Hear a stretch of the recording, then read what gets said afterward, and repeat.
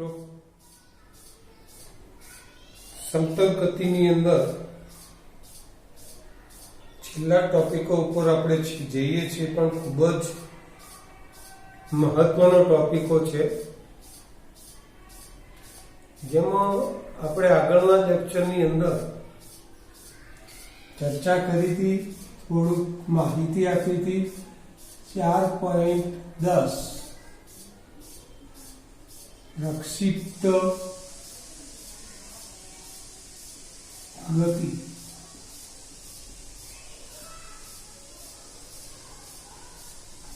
મિત્રો, આ પ્રક્ષિપ્ત ગતિ એટલે શું, એનું ઉદાહરણો આપીને આપણે એની વ્યાખ્યા બનાવી.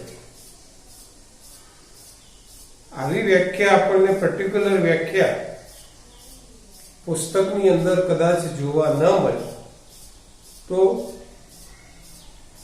આપણે આપણી સૂઝબૂઝ બુદ્ધિનો ઉપયોગ કરીને પ્રક્ષિપ્ત ગતિ એટલે શું એની વ્યાખ્યા બનાવવી જોઈએ. એની અંદર મિત્રો આપણે સમજ્યા હતા કે જ્યારે કોઈ પદાર્થને સંક્ષિતિજ સાથે અમુક કોણે ફેંકવામાં આવે ત્યારે આ પદાર્થ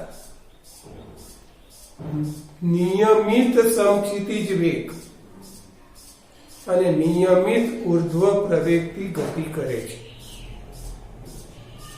બે મુદ્દા એમાં મહત્વના છે. નિયમિત સમક્ષિતિજ વેગ એટલે કે સમક્ષિતિજ દિશાનો વેગ એનો અચળ, અને નિયમિત ઉર્ધ્વ પ્રવેગી ગતિ, શિરોલંબ દિશા, ઉર્ધ્વ દિશા માં પ્રવેગ એનો અચળ.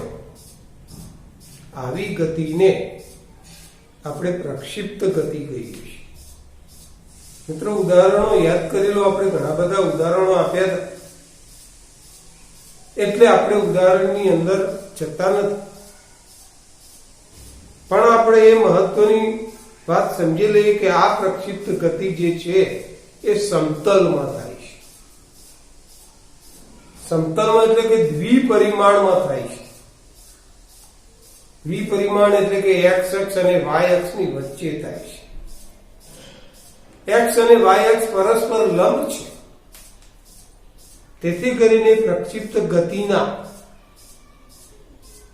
લંબ ઘટકોનું આપણે વિભાજન કરી શકીએ છીએ. એના સ્થાનના લંબ ઘટકો, એના વેગના લંબ ઘટકો,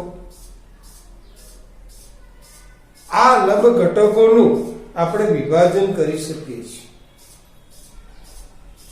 ત્યાર પછી મિત્રો પ્રારંભમાં એના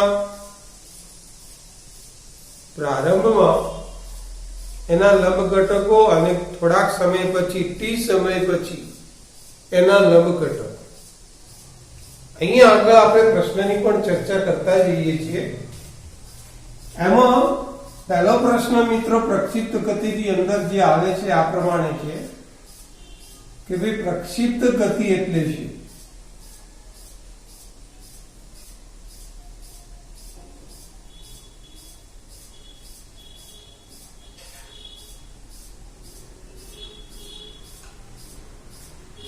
પ્રક્ષિપ્ત ગતિ કરતા પદાર્થના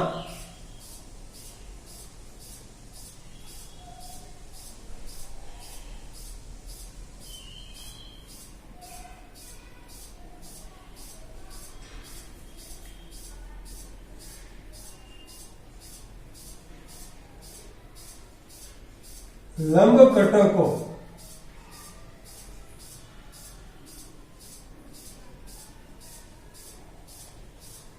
ની ચર્ચા કરી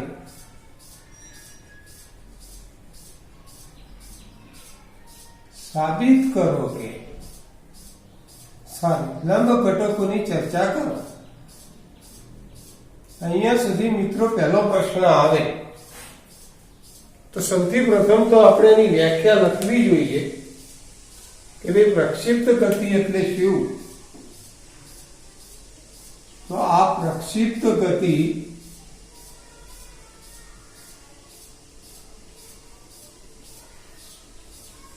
મિત્રો વ્યાખ્યા લખીએ પહેલા આપણે યાદ કરી લઈએ કે આપણે પદાર્થને દ્વિપરિમાણમાં એટલે કે x અક્ષ અને y અક્ષ આ એનો ઉગમ બિંદુ ને અનુલક્ષીને આપણે કોઈ પદાર્થને સમક્ષિતિજ સાથે અમુક અંશના કોણે ફેંકીએ છીએ. ધારો કે મિત્રો એ કોણ જે છે θ0 કોણ આપણે એને ફેંકીએ એટલે આ પદાર્થ આ પ્રમાણે જાય. આ પદાર્થ આ પ્રમાણે જાય તો આપણે આ પદાર્થને ફેંક્યો છે. હવે એ પણ આપણે સમજી લઈએ કે પદાર્થને તમે કેટલા વેગથી ફેંક્યો. તો આપણે એવું સમજીએ કે ધારો કે આ પદાર્થને પ્રારંભિક વેગ v0 જેટલા વેગથી ફેંકવામાં આવે છે. મિત્રો સૌથી પ્રથમ આપણે વ્યાખ્યા યાદ કરી લઈએ કે જ્યારે કોઈ પદાર્થને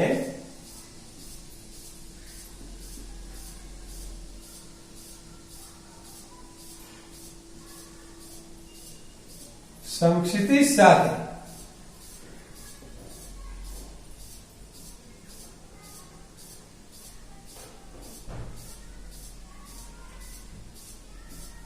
અમુક અંશના કોણે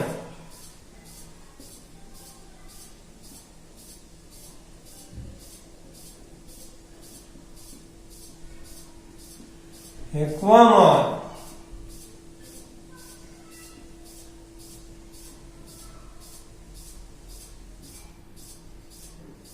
ત્યારે આ પદાર્થ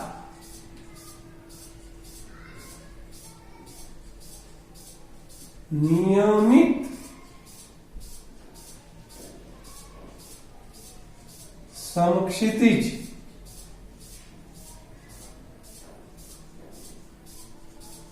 વેગ અને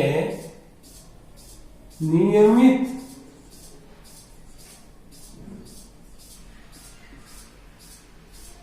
ઉર્ધ્વ પ્રવેગ થી ગતિ કરે છે.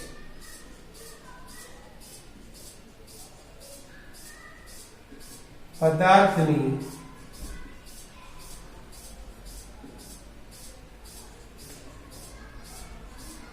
આવી ગતિને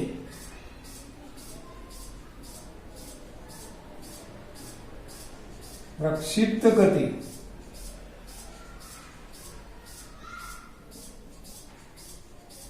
અને પદાર્થને પ્રક્ષિપ્ત પદાર્થ કહે છે.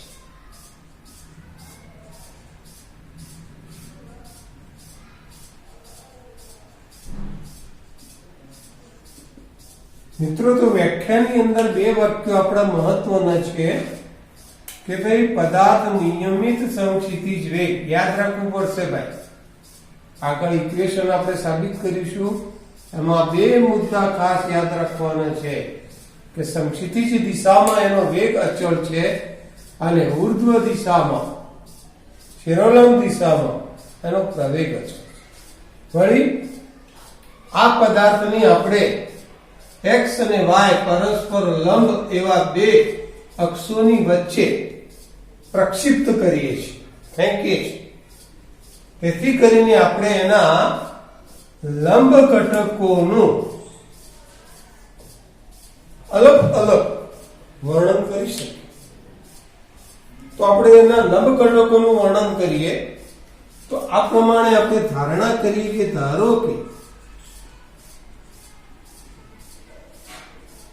કોઈ પદાર્થને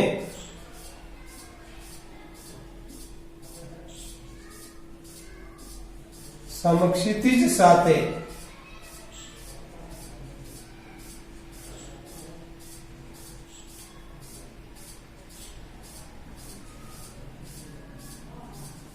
θ0 કોણે અને v0 જેટલા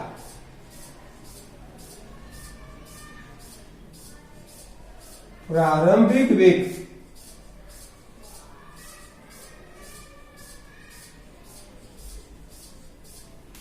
x અને y xy અક્ષના ઉગમ બિંદુ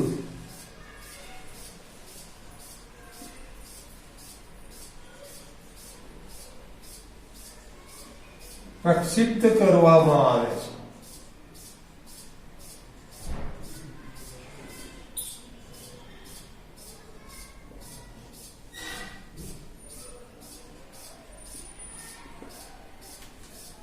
મિત્રો આપણે એક પદાર્થને સમક્ષિતિજ સાથે θ0 કોણ અને પ્રારંભિક વેગ v0 વેગથી એને આપણે ઉગમ બિંદુ ઉપરથી x અને y ના ઉગમ બિંદુ ઉપરથી પ્રક્ષિપ્ત કરીએ છીએ.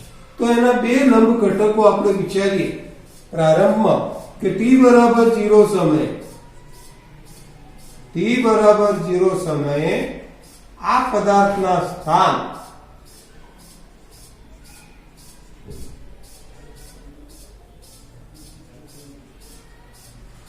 અલગ અલગ x અક્ષને અનુલક્ષીને ઉગમ બિંદુ આગળ છે.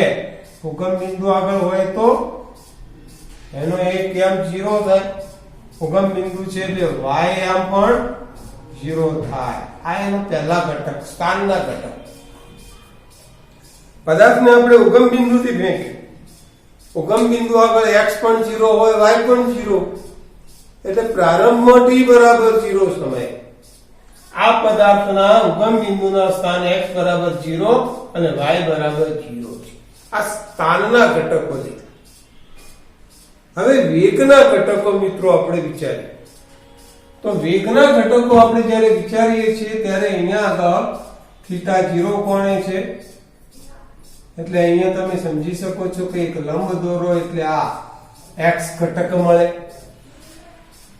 અહીંયાથી એક લંબ દોરો એટલે આ y ઘટક મળે. t બરાબર 0 સમયે ઘટક એટલે v0x કહેવાય એને, અને t બરાબર 0 સમયે વેગનો ઘટક એટલે v0y. કેટલો થાય આપણે ધ્યાનમાં રાખીએ તો t બરાબર 0 સમયે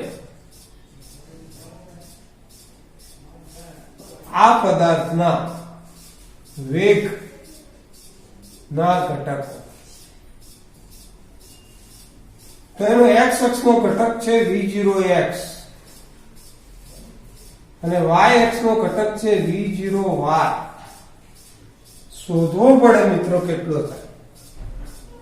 તો અહીંયા તમે સમજી શકો કે x ઘટક કયો છે તો θ0 ની પાસેની બાજુનો ઘટક, અને પાસે આવે એટલે cos θ. આપણે આ ઘટક શોધવો છે. સાઈડ ઉપર આપણે વિચારીએ કે ભાઈ પાસેનો ઘટક છે એટલે cos θ0, પાસેનો ઘટક એટલે v0x અને ભાગ્યા કર્ણ એટલે આ કર્ણ થયો v0a. v0 કર્ણ થયો એનો પાસેનો ઘટક થશે v0 cos θ0. આ પહેલો ઘટક x અક્ષનો ઘટક. સામેનો તો આ એનો સામેનો ઘટક થયો. સામેનો ને sin તો sin θ0 આપણે વિચારીએ. સામેની બાજુ એટલે v0y ભાગ્યા કર્ણ એટલે v0. પરિણામે v0y આપણને કેટલો મળે તો v0y મળશે v0 sin θ0.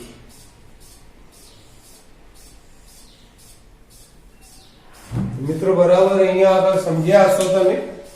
t બરાબર 0 સમયે પદાર્થના સ્થાનના ઘટકો ઉગમ બિંદુ છે x અક્ષનો 0 થાય અને y પણ 0.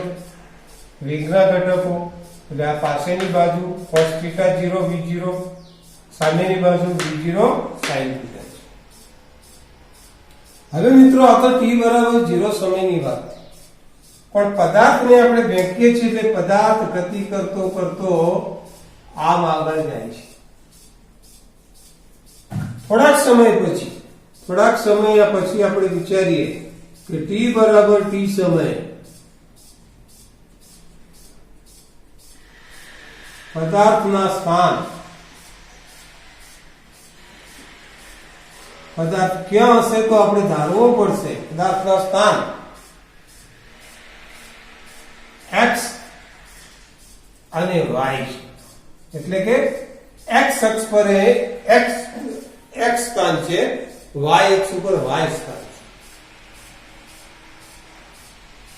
તો મિત્રો આ x અક્ષ ઉપર x સ્થાન અને y અક્ષ ઉપર y સ્થાન હોય તો આ સમય તેથી તેના વેગના ઘટકો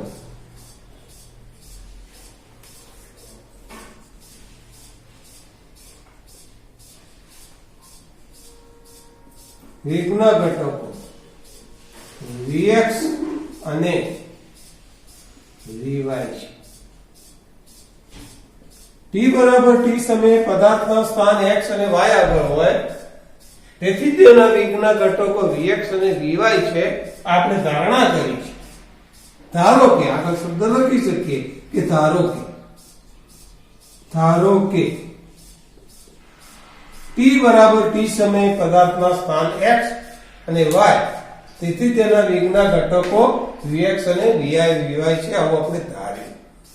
તો મિત્રો આપણે એનો t બરાબર t સમયે vx કેટલો થાય અને t બરાબર t સમયે vy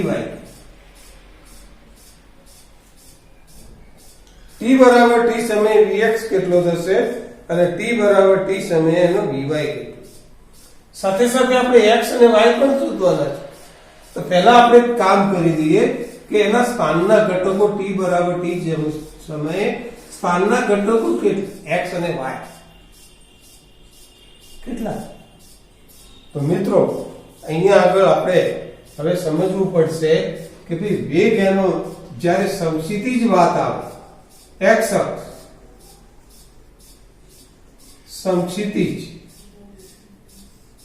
સમક્ષિતિજ વાત આવે એટલે એનો વેગ અચળ છે અને સમક્ષિતિજનો વેગ અચળ હોય અને આપણે અંતર શોધવું હોય તો વેગ બરાબર અંતર ભાગ્યા સમય આ સૂત્રનો ઉપયોગ કરવો પડે. વેગ બરાબર અંતર ભાગ્યા સમય. તો વેગ એટલે કેટલો? અચળ વેગ છે. અચળ વેગ કેટલો છે? તો v0 cos θ.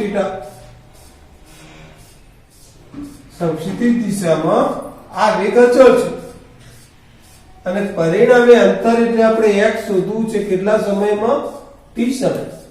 એનો અર્થ એ થયો કે t સમયે એનું જે અંતર આવશે એ v0 cos θ0 આ વેગ ગુણ્યા સમય.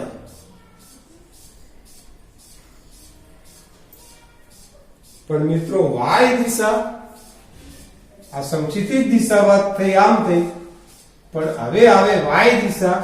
y એટલે ઊર્ધ્વ દિશા. પદાર્થ કેવી ગતિ કરે છે? અચળ પ્રવેગી ગતિ કરે છે.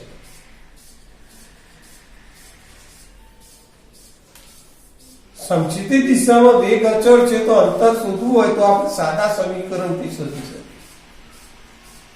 સમક્ષિતિજ દિશામાં વેગ અચળ છે તો આપણે અંતર શોધવું હોય તો એના સાદા સમીકરણથી શોધી શકાય. કારણ કે વેગ અચળ છે. વેગ બરાબર અંતર ભાગ્યા સમય. t સમયે x સ્થાન છે એટલે વેગ બરાબર અંતર ભાગ્યા સમય મૂકી દો. પણ ઉર્ધ્વ દિશામાં પદાર્થ મિત્રો ગતિ કરે તો ક્યાં એનો વેગ અચળ નથી. વેગમાં ફેરફાર થાય છે અને પ્રવેગ ઉત્પન્ન થાય છે પણ આ પ્રવેગ અચળ છે. અચળ પ્રવેગ હોય અને આપણે અંતર શોધવું હોય તો મિત્રો અચળ પ્રવેગી ગતિનું સમીકરણ વિચારવું પડે. y અક્ષ ઉપર ધારો કે t સમયે y જેટલું અંતર કાપે છે એટલે કે d બરાબર y અને y દિશાની અંદર એનો જે પ્રવેગ છે મિત્રો એ v0 sin θ 0 છે. અરે સોરી, એનો વેગ. મિત્રો હવે વાત એક અહીંયા આગળ આવીને આપણે ઉભા રહ્યા કે સાહેબ પ્રવેગનું શું કરશો? પ્રવેગના બે ઘટકો તો પાડવા પડે. તો પ્રવેગના મિત્રો બે ઘટકો આપણે અહીંયા આગળ લેવા પડે. એટલે આપણે પહેલા પ્રવેગના ઘટકો વિચારી લઈએ કે આ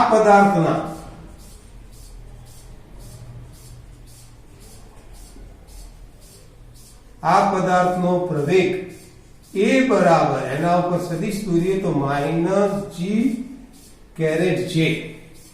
આ પ્રવેગ આપણને મળ્યો એ બરાબર -g⁻j. j કેમ? તો ઉર્ધ્વ દિશામાં છે. પણ હવે એના બે ઘટકો મિત્રો આની અંદરથી વિચારવા પડે કે પ્રવેગનો x અક્ષનો ઘટક કેટલો? તો x અક્ષની દિશામાં તો એ નિયમિત વેગ છે એટલે એમાં પ્રવેગ ઉત્પન્ન થતો નથી. પણ y દિશામાં એનો પ્રવેગ છે. તો y દિશામાં એનો પ્રવેગ કેટલો છે? -g. તો આ પ્રવેગના પણ આપણે આ ઘટકો બે રીતે પહેલા વિચારી દેવા જોઈએ. એટલે મિત્રો એ સમજો કે આ જે ઘટના છે, આ જે મુદ્દો છે એ ખરેખર આપણે આટલે લખવો જોઈએ. પણ કદાચ ભૂલી ગયા હોય પાછળથી લખો તો કોઈ માર્ક કપાતા નથી. એટલે પ્રવેગના પણ જો સ્થાનના ઘટકો, વેગના ઘટકો અને પ્રવેગના ઘટકો પ્રારંભ t0 સમયે એનો પ્રવેગના ઘટકો પણ આપણે અહીંયા સમજાવવા પડે. તો મિત્રો સાહેબ અહીંયા આગળ એનો પ્રવેગ y દિશાનો એનો જે પ્રવેગ છે એ -g છે અને આપણે t સમયે શોધવા માંગીએ છીએ.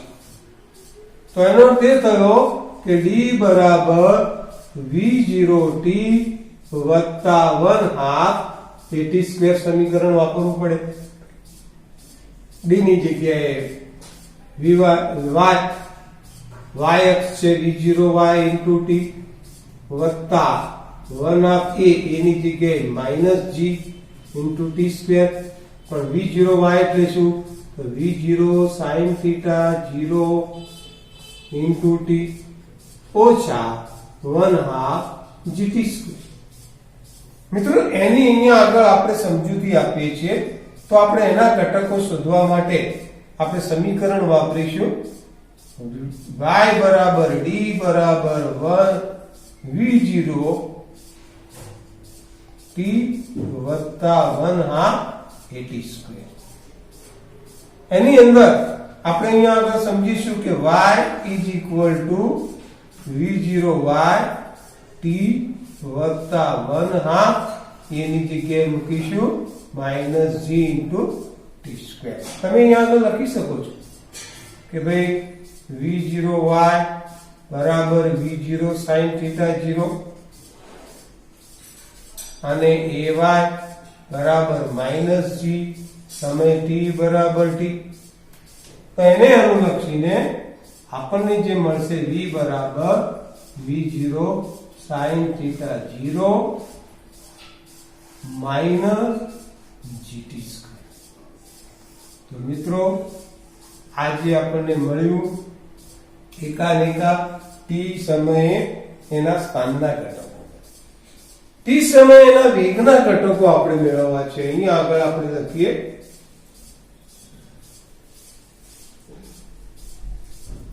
t સમયે. તો t સમયે એના વેગના ઘટકો t બરાબર t સમયે વેગના ઘટક. તો t બરાબર t સમયે વેગ કેટલો છે? vx. તો કેટલો ઘટક આવશે? v0 cos θ 0. પણ t બરાબર t સમયે, કારણ કે આ તો અચળ જ રહેશે, પણ t બરાબર t સમયે એનો વેગ શોધવો છે. કઈ સમીકરણ વપરાશે મિત્રો? તો v બરાબર v0 વત્તા at. એટલે કે x y અક્ષને અનુલક્ષીને છે v0y વત્તા ay into t. આપણે y અક્ષને અનુલક્ષીને મેળવ્યું તો અહીંયા પણ vy મૂકવો પડે. અહીંયા તો હવે સમજો v0y કેટલો લખશો તો કે v0 sin theta વત્તા ay કેટલું લેશો -g into t. એનો અર્થ એ થયો કે vy બરાબર v0 sin theta 0 minus gt. તો આ વેગનો ઘટક.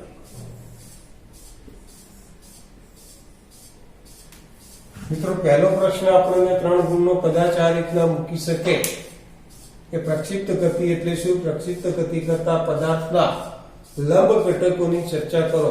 તો t બરાબર 0 સમયે સ્થાનના ઘટકો, વેગના ઘટકો અને પ્રવેગના ઘટકો. એ જ પ્રમાણે t બરાબર t સમયે સ્થાનના અને વેગના. જો તો t બરાબર 0 સમયે આપણે સ્થાનના ઘટકો આપ્યા, t બરાબર 0 સમયે આપણે વેગના ઘટકો આપ્યા, t બરાબર 0 સમયે આપણે પ્રવેગના ઘટકો. હવે વાત આવે t બરાબર t સમયે. t બરાબર t સમયે પદાર્થના સ્થાન x અને y છે. તેથી તેના વેગના ઘટકો આપણે ધાર્યા vx અને vy. તો હવે સ્થાનના ઘટકો મિત્રો vx બરાબર v0 cos θ 0t. સમક્ષિતિજ દિશામાં વેગ અચળ છે. વેગ બરાબર અંતર ભાગ્યા સમય. એ જ પ્રમાણે ઉર્ધ્વ દિશાનું સ્થાન આપણે લઈએ તો અચળ પ્રવેગી ગતિ લેવું પડે. એટલે આપણે v0t + 1/2 at² સમીકરણનો ઉપયોગ કર્યો. v0y કેટલા, ay કેટલા આપણે મૂક્યું. એ જ પ્રમાણે t બરાબર t સમયે વેગના ઘટકો. તો vx બરાબર v0 cos θ 0. મિત્રો વિચારો કે અહીંયા vx ની કિંમત આટલી આવી, v0x ની કિંમત પણ એટલી જ આવી. કેમ?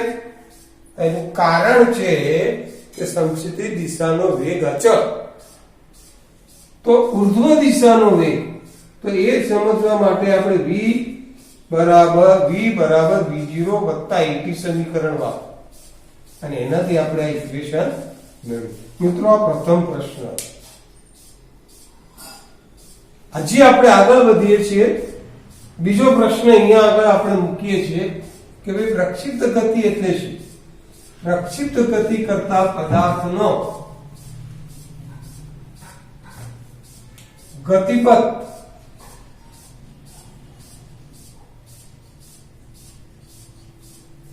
પરવલય આકાર છે.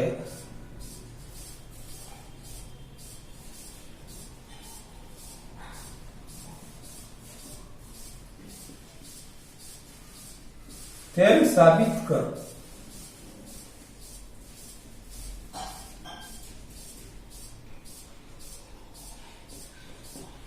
મિત્રો આવો પ્રશ્ન પૂછાય તો થોડાક આપણે આગળ વધવાનું છે, પણ એની થોડીક આપણે આકૃતિ બદલવી પડશે કે એમાં બીજી આકૃતિ આપણે આવી દોરીશું કે આ આકૃતિ તો બરાબર, પણ એને સીધા લંબાવીને આ પદાર્થ ગતિ કરતો કરતો અહીંયા આગળ આવે છે.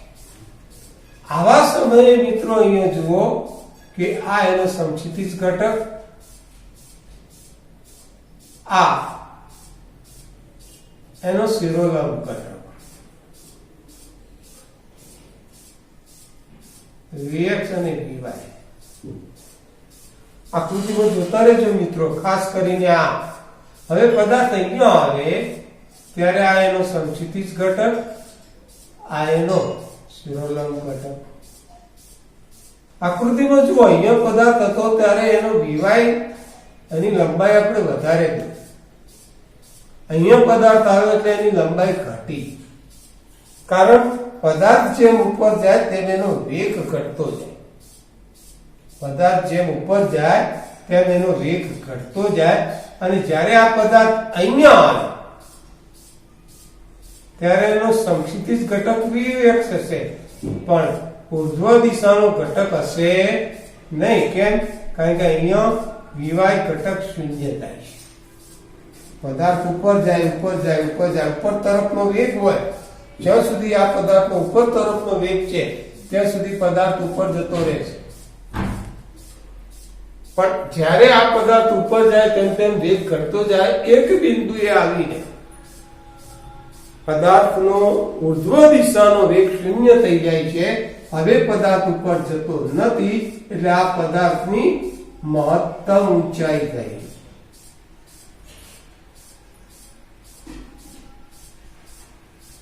મિત્રો હવે શું થશે? હવે આ પદાર્થ આ તરફ આવે છે એટલે સમક્ષિતિજ દિશાનો વેગ તો vx હશે, પણ હવે જે વેગ પેલા ઉપર હતો એની જગ્યાએ હવે પદાર્થનો વેગ નીચે તરફ થઈ. વળી પદાર્થ આટલે આવે તો આ દિશામાં વેગ હતો, હવે પદાર્થનો વેગ નીચે આવે તો જેમ પદાર્થ નીચે આવશે એમ એનો વેગ વધતો જશે અને પદાર્થ પાછો જમીન પર આવે છે. આ આકૃતિ આપણે સમજતા જઈશું. મિત્રો, બીજા પ્રશ્નની અંદર લખાણ તો આ જ છે. હવે આપણે પ્રક્ષિપ્ત ગતિ કરતા પદાર્થમાં ગતિપથ પર્વલયાકાર છે એવું મેળવવું છે. બે સ્ટેપ મિત્રો આપણે આગળ જઈએ એટલે આપણને એનો ગતિપથ મળી જશે. આ જ ઇક્વેશનનો ઉપયોગ કરવો છે. તો એનો પ્રક્ષિપ્ત ગતિ કરતા પદાર્થનો ગતિપથ, કોઈ પણ પદાર્થનો જ્યારે ગતિપથ મેળવીએ મિત્રો, તો એ કઈ દિશામાં ગતિ કરે છે એ દિશાને અનુલક્ષીને એનો ગતિપથ મળે. પદાર્થ સુરેખ જતો હોય x દિશા, પદાર્થ ઉપર જતો હોય y દિશા, પદાર્થ નીચે આવતો હોય -y દિશા, પદાર્થ ડાબી તરફ જતો હોય -x દિશા. પણ x અને y ની વચ્ચે જ્યારે પદાર્થ ગતિ કરતો હોય ત્યારે x અને y બંનેને આપણે ધ્યાનમાં રાખવા પડે. એટલે આપણે એક એવું સમીકરણ મેળવવું પડે કે જે y અને x અથવા x અને y સાથે સંબંધ ધરાવતું હોય. તો એવું સમીકરણ આપણે મેળવીએ અને એનો ગતિપથ આપણે મેળવવો છે. તો મિત્રો, અહીંયા પ્રશ્ન નંબર 2 ની ચર્ચા થાય છે. પ્રશ્ન નંબર 1 થી આ પ્રશ્ન થોડોક આગળ વધે છે. કયો કે પ્રક્ષિપ્ત ગતિ કરતા પદાર્થનો ગતિપથ પર્વલયાકાર છે એવું મિત્રો જાણવા માટે y દિશામાં આપણે વેગના સમીકરણને લક્ષમાં લઈએ કે y બરાબર v0y into t વત્તા 1/2 at square ay into t square. તમે મિત્રો બધા જાણો છો કે અહીંયા આગળ v0y એટલે તો v0 sin θ 0 થાય અને ay બરાબર -g થાય. તો આ ઇક્વેશન આપણને આવું મળે કે v0 sin θ 0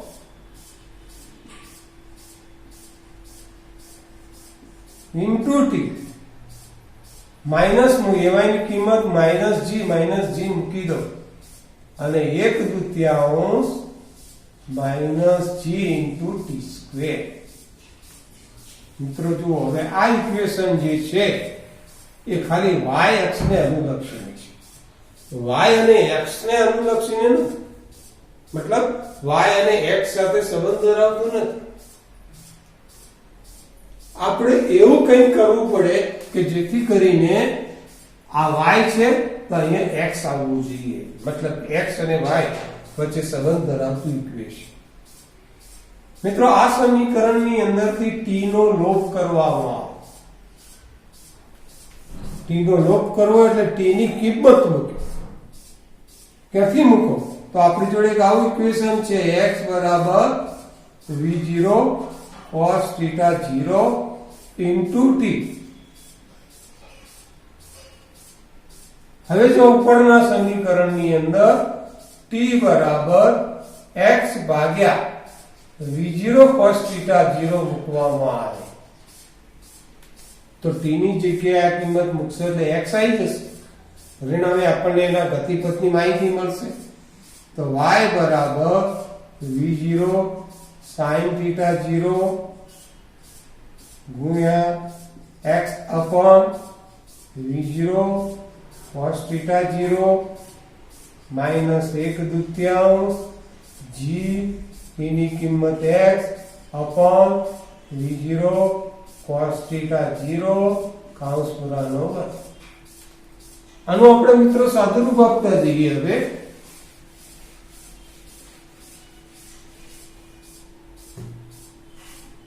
તો v0 કેન્સલ થાય, sin ભાગ્યા cos શું થાય tan,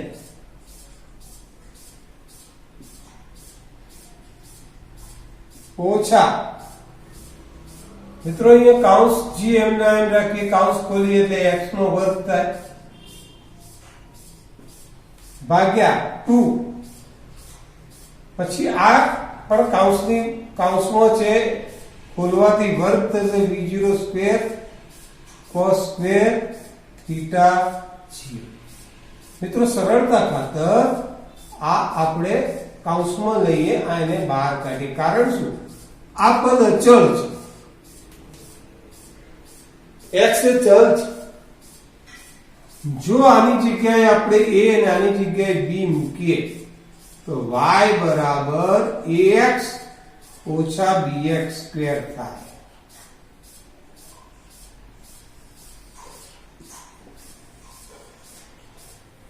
મિત્રો તમે કોઈ ગણિત વાળાને પૂછો જે ભણી ગયા છે એમને કે ભાઈ આવું સમીકરણ કોનું છે? y બરાબર ax ઓછા bx નો વર્ગ અથવા y બરાબર ax વત્તા bx નો વર્ગ, એ સમીકરણ કોનું છે? તો કોઈ પૂછે કે ભાઈ આ સમીકરણ પરવલયનું. પરવલય તો એનો અર્થ એ થયો કે ઉપરોક્ત સમીકરણ પરથી કહી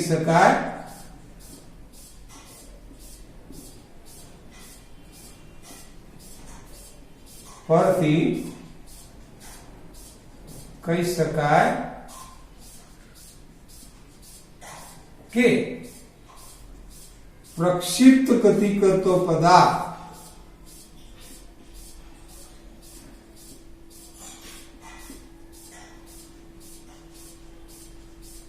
પદાર્થનો ગતિપથ પરવલયાકાર છે.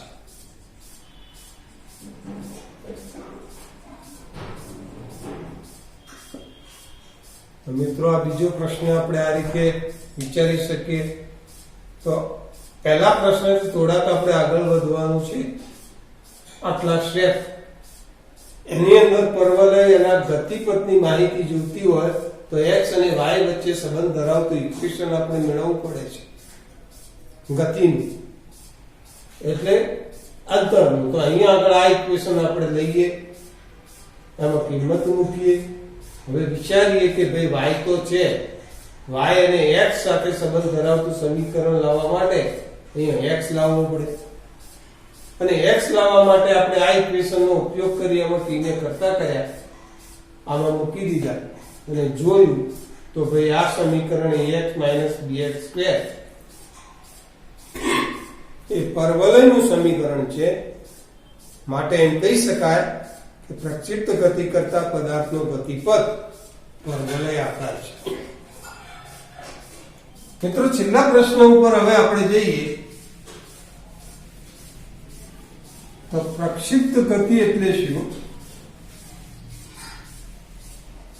પ્રક્ષિપ્ત ગતિ કરતા પદાર્થ માટે, કદાચ આ પ્રશ્ન આપણા ટેસ્ટમાં પૂછાઈ ગયો છે, પદાર્થ માટે મહત્તમ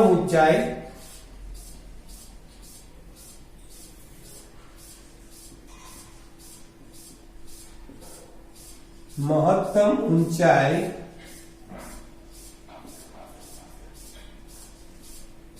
પ્રાપ્ત કરવા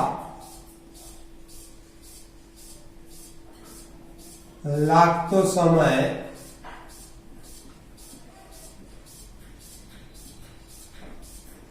ઉડ્ડયન સમય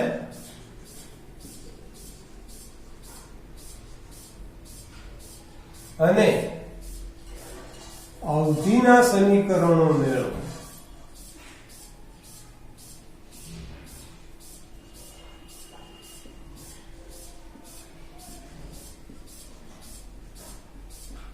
મિત્રો આવું પૂછાય તો આપણે આગળની બાબત કોઈ લખવાની જરૂર નથી. હા, પણ આ આકૃતિ જરૂર દોરવી પડે. આ આકૃતિ આપણે દોરવી પડે અને સૌથી પ્રથમ તો આપણે કહેવું પડે કે ભાઈ મહત્તમ ઊંચાઈ કોને કહેવાય.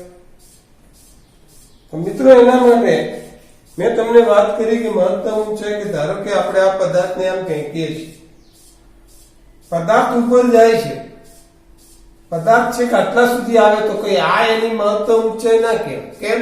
હજી પદાર્થ ઉપર જાય છે, પણ પદાર્થ આટલે જાય છે પછી હવેથી અહીંયાથી ઉપર જઈ શકતો નથી, કારણ કે આ બિંદુ આગળ એનો ઉપર તરફનો વેગ શૂન્ય થઈ જાય. તો જે બિંદુએ એનો ઉર્ધ્વ દિશાનો વેગ શૂન્ય થાય એ બિંદુ સુધીના અંતરને, ઊંચાઈને આપણે એની મહત્તમ ઊંચાઈ કહીએ છીએ. તો સૌથી પ્રથમ આપણે વિચારીએ કે ભાઈ મહત્તમ ઊંચાઈ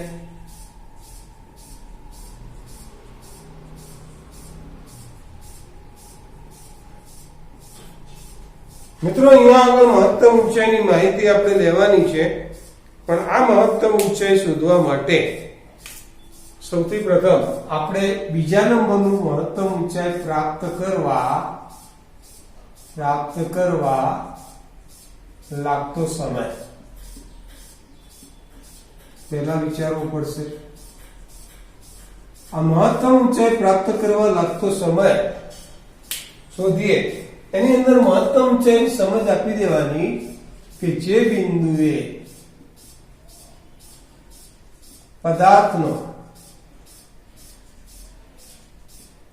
ઉર્ધ્વ દિશાનો વેગ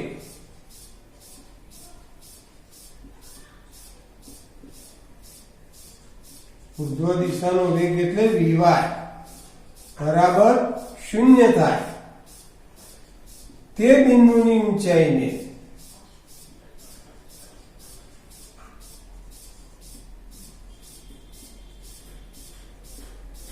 મહત્તમ ઊંચાઈ કહે છે.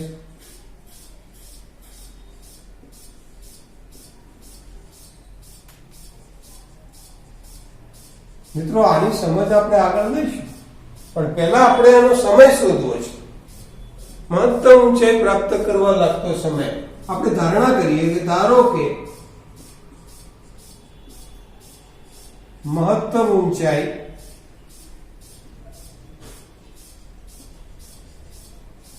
માટેનો સમય tm છે. તો પદાર્થ જ્યારે મહત્તમ ઊંચાઈએ પહોંચે ત્યારે તો એનો વેગ 0 થાય. એનો સમય t બરાબર આપણે tm લઈએ. મિત્રો પ્રારંભિક વેગ y અક્ષને અનુલક્ષીને v0 sin θ 0 છે, સાથે એનો પ્રવેગ ay બરાબર માઈનસ છે. તો આપણે tm શોધવો છે. કયું સમીકરણ વપરાય?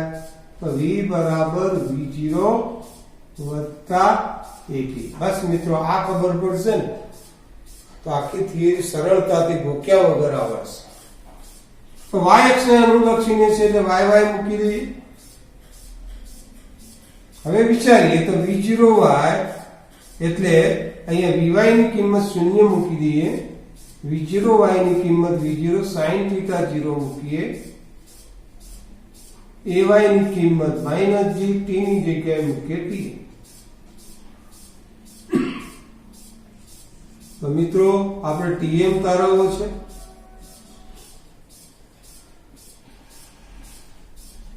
તો અહીંયા આગળ આ tm બરાબર v0 sin θ 0 ભાગ્યા g.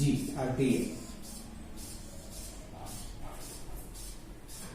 મિત્રો tm મતલબ શું કે પદાર્થે એની ગતિની શરૂઆત કરી, ગતિ કરતો કરતો બરાબર આટલે પહોંચ્યો, એ ઊંચાઈ જવા માટે લાગતો સમય tm છે. હવે પદાર્થ આ તરફ ગતિ કરે છે અને એ બિંદુએ જમીન પરના એ બિંદુએ સંપર્ક કરે છે, તો આટલેથી અહીંયા આવવા પણ એને સમય લાગે. આ બધી ગતિ કોની અસર હેઠળ થાય છે? ગુરુત્વાકર્ષણ બળની અસર હેઠળ થાય છે. અને ગુરુત્વાકર્ષણ બળની અસર હેઠળ થવાને કારણે પદાર્થ જેટલા સમયમાં ઉપર ગયો હશે એટલા સમયમાં પદાર્થ નીચે પણ આવે છે. એટલા માટે આપણે એમ કહી શકીએ કે જમીનને સંપર્ક કર્યા પહેલા પદાર્થ જે હવામાં છે એ સમયને આપણે ઉડ્ડયન સમય. તો ઉડ્ડયન સમયનું સમીકરણ આપણે મેળવવું હોય, ઉડ્ડયન સમય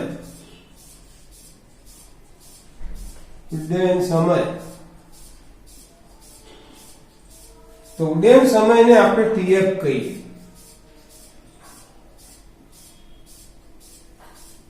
તો પદાર્થ પ્રારંભમાં જે બિંદુથી ગતિની શરૂઆત કરે અને અંતમાં જે બિંદુએ જમીન પર સંપર્ક કરે એ બે વચ્ચેનો સમયગાળો એટલે એનો ઉડ્ડયન સમય. આ ઉડ્ડયન સમય TF બરાબર TM વત્તા TM આવું લખાય, 2TM, અને પરિણામે 2v0 sin theta 0 into g. હવે વાત આવી મિત્રો મહત્તમ ઊંચાઈ. હવે આપણે લખીએ અહીંયા મહત્તમ ઊંચાઈ. તો ઊંચાઈ છે એટલે આપણે y અક્ષની દિશામાં ઊંચાઈ છે એટલે એને આપણે મહત્તમ ઊંચાઈને HM કહીએ.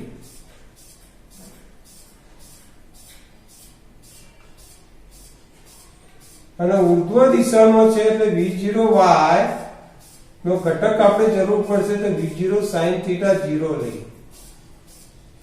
મિત્રો તમે જાણો છો કે મહત્તમ ઊંચાઈ માટેનો સમય તો તમે TM લીધો છે, વળી પ્રવેગ a બરાબર -g.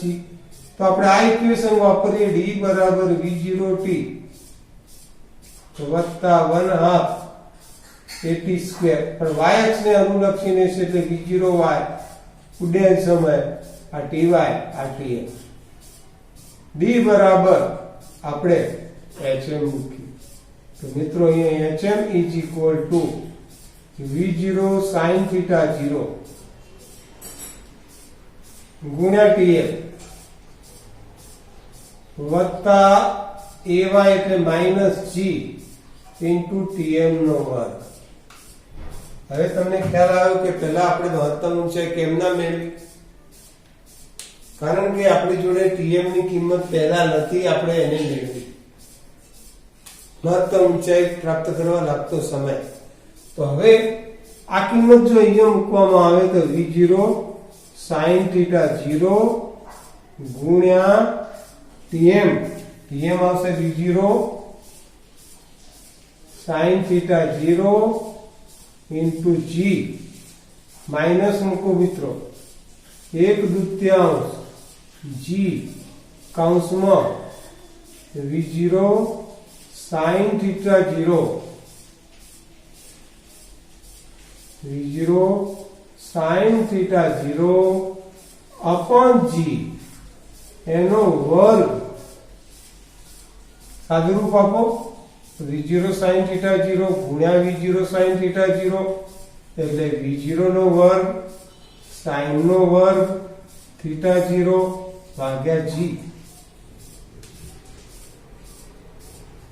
અહીંયા આગળ 1/2 into g વર્ગ થશે, v0 square sin square theta 0 ભાગ્યા g સ્ક્વેર, એક g કેન્સલ.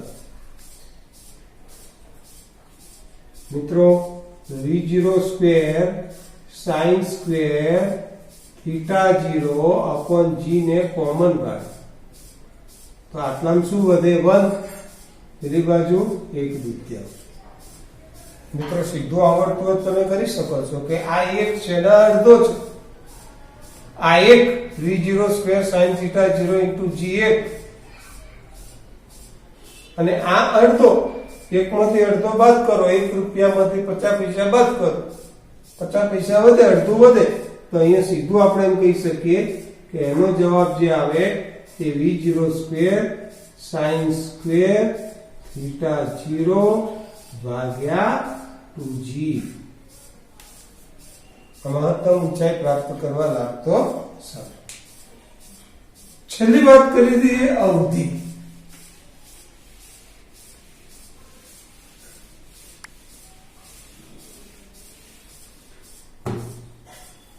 અવધિ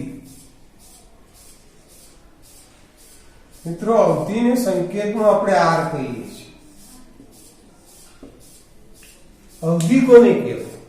તો આપણે પદાર્થને અહીંથી ફેંક્યો, પદાર્થ અહીંયા આવીને પડ્યો, તો આ બે બિંદુ વચ્ચેનું જે અંતર આવ્યું એ અવધિ કહેવાય। આપણે જુદા જુદા પદાર્થોને આમ ફેંકતા હોઈએ તો દરેક પદાર્થનું અંતર સરખું આવતું નથી, એટલે સમક્ષિતિજ દિશામાં પદાર્થે કાપેલા સમક્ષિતિજ દિશા, એ જુઓ સમક્ષિતિજ દિશા છે અને સમક્ષિતિજ દિશાનું અંતર છે। હવે સમક્ષિતિજ વાત આવે એટલે વેગ અચળ છે। સમક્ષિતિજમાં અંતર શોધવું હોય તો સમક્ષિતિજનો વેગ અચળ, તો વેગ બરાબર અંતર ભાગ્યા સમય, આવી આપણે વાત કરીએ છીએ। વ્યાખ્યા જો લખવી હોય તો અવધિની આ રીતે લખાય કે સમક્ષિતિજ દિશામાં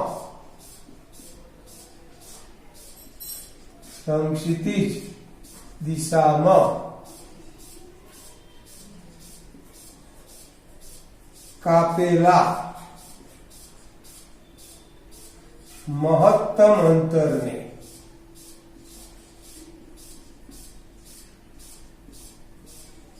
અવધિ કહે છે।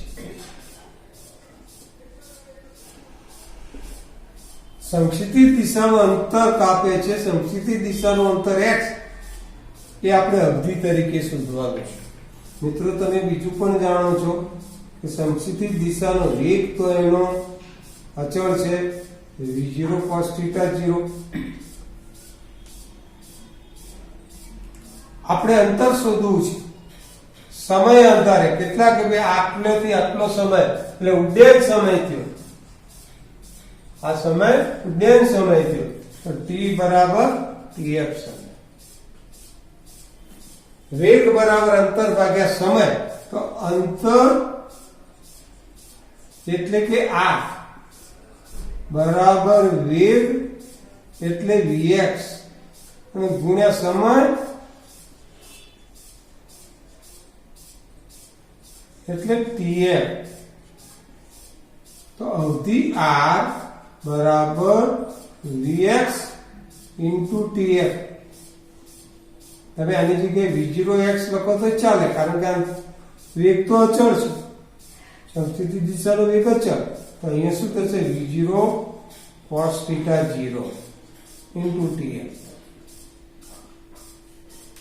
પણ મિત્રો હમણાં તમે tf નું સૂત્ર તારવી દો, યાદ છે, મેં અહીંયા બોર્ડમાંથી કાઢી નાખ્યું। tm નું ડબલ, tm નું જે સૂત્ર છે એનાથી બે ગણ, તો અહીંયા આવું લખી શકીએ કે ભાઈ v0 cos θ 0 ગુણ્યા 2v0 sin θ 0 upon g। એટલા માટે મિત્રો આવું થાય કે 2 v0 ગુણ્યા v0 square cos θ 0 sin θ 0 upon g। v0 ને આપણે v0 સ્ક્વેર ને સાઈડ પર લઈ લઈએ, કૌંસમાં લખી દઈએ 2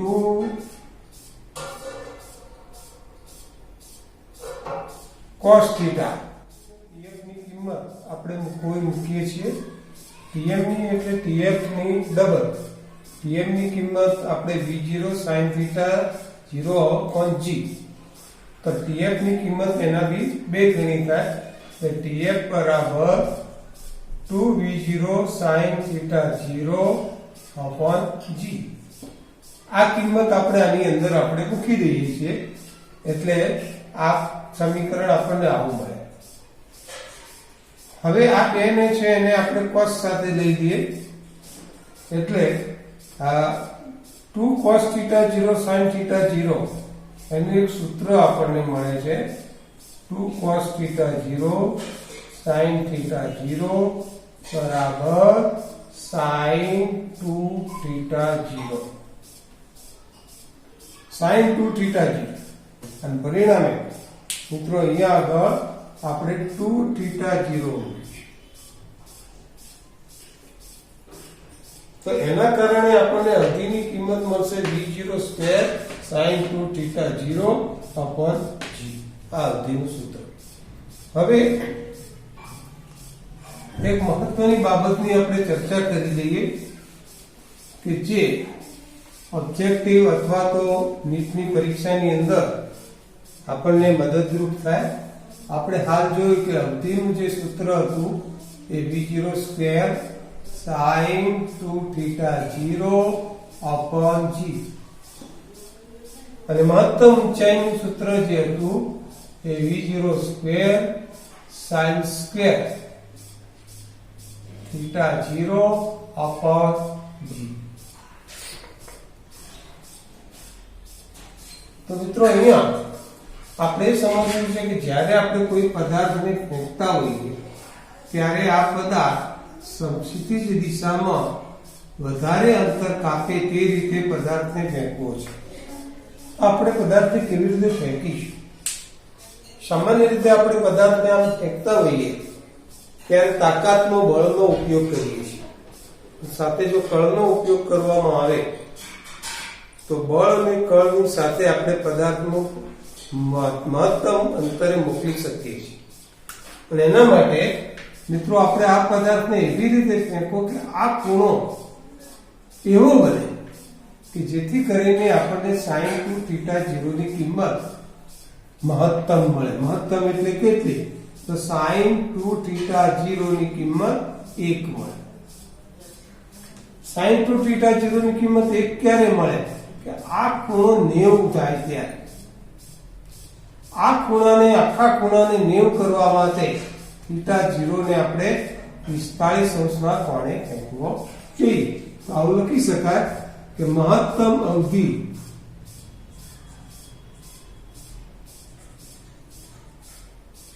મેળવવા પદાર્થને 45 અંશના કોણે આપણે 90 મૂકી દઈએ. અરે θ 0 ની જગ્યાએ 45 મૂકીએ, જેમ કે v0 સ્ક્વેર sin 2 ગુણ્યા 45 અને ભાગ્યા g. એટલા માટે આ શું થશે કે v0 સ્ક્વેર sin 90 અને ભાગ્યા g. sin 90 ની કિંમત 1 થાય એટલે આપણને r મેક્સિમમ નું સમીકરણ v0 square sin square θ 0 upon 2g છે. તો જો આપણે ઉર્ધ્વ દિશામાં મહત્તમ ઊંચાઈ પ્રાપ્ત કરવી હોય તો પદાર્થને કેટલા અંશના કોણે ફેંકવો જોઈએ? તો કે 90 અંશના કોણે. કારણ કે અહીંયા પણ કિંમત 1 થવી જોઈએ. તો h બરાબર v0 સ્ક્વેર upon 2g કૌંસમાં sin સ્ક્વેર 90.